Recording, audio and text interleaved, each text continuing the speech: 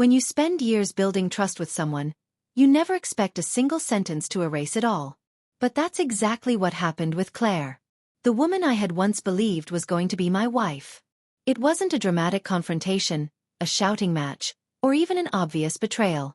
It was just a single line, casually dropped during dinner, that shattered everything we were supposed to be building together.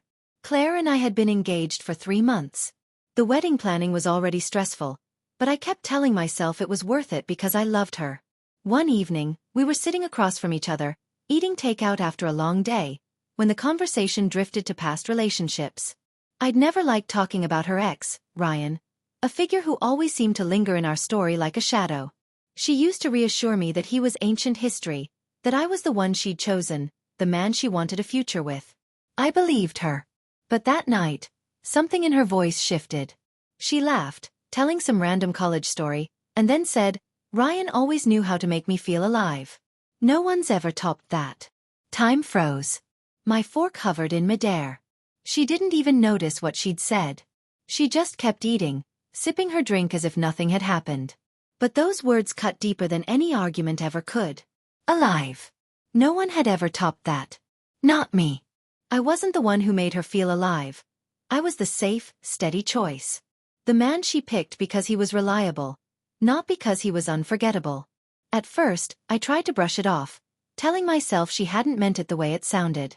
But the more I thought about it, the worse it became. That night, I couldn't sleep, her words echoing in my mind like poison. If Ryan was the standard for passion in her life, then what was I? Just a placeholder. A husband she could settle for because she didn't have better options. After that, I started noticing small things.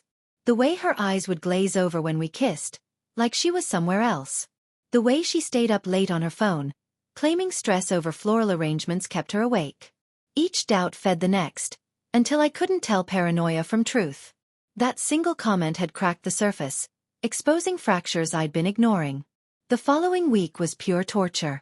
I couldn't get past her casually admitting her ex had given her something I never could. My mind replayed it over and over until it became unbearable.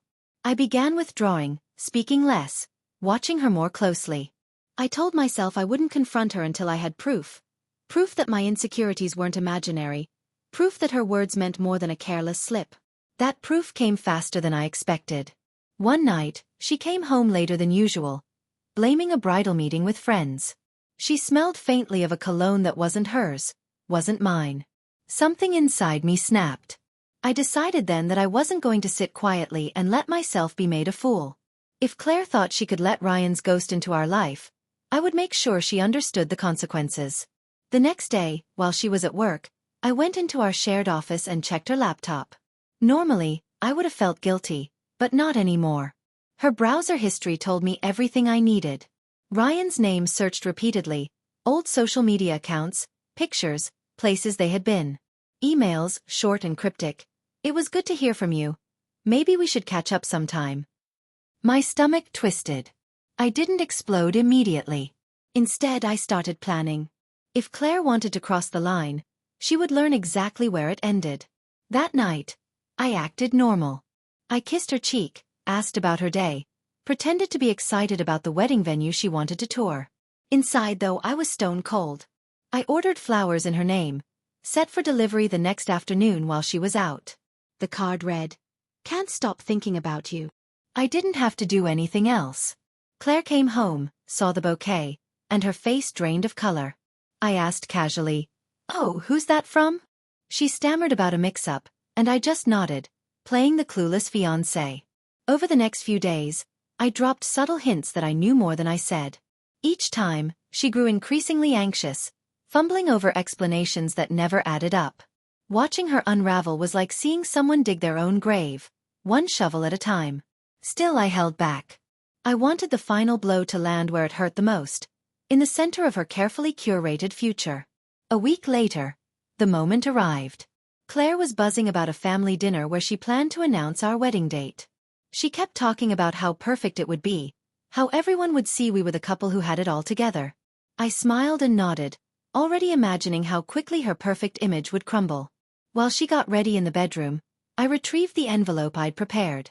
Inside were printed screenshots of her messages to Ryan and the fake flower card I'd kept. I placed it neatly inside her jewelry box, the one she opened every morning. Then I packed a small bag for myself and left it by the front door. At dinner she was radiant, holding my hand as if nothing had gone wrong. She even whispered, "See, we're finally on track." The irony was almost unbearable.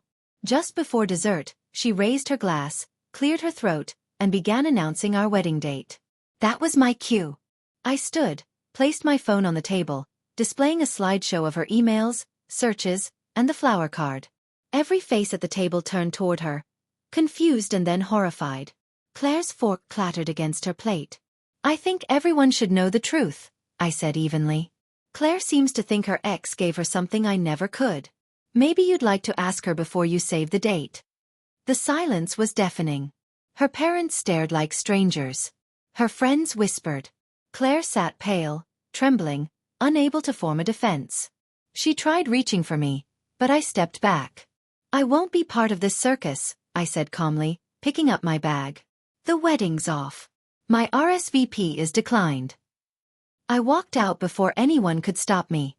Behind me, voices erupted. Her mother demanding answers, her sister hissing in disbelief. I didn't look back.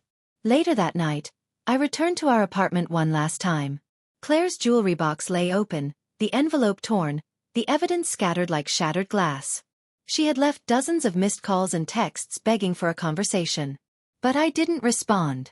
The truth is, the moment she compared me to her ex, she destroyed us. Everything after that was just proof. By the time she realized it, I was already gone.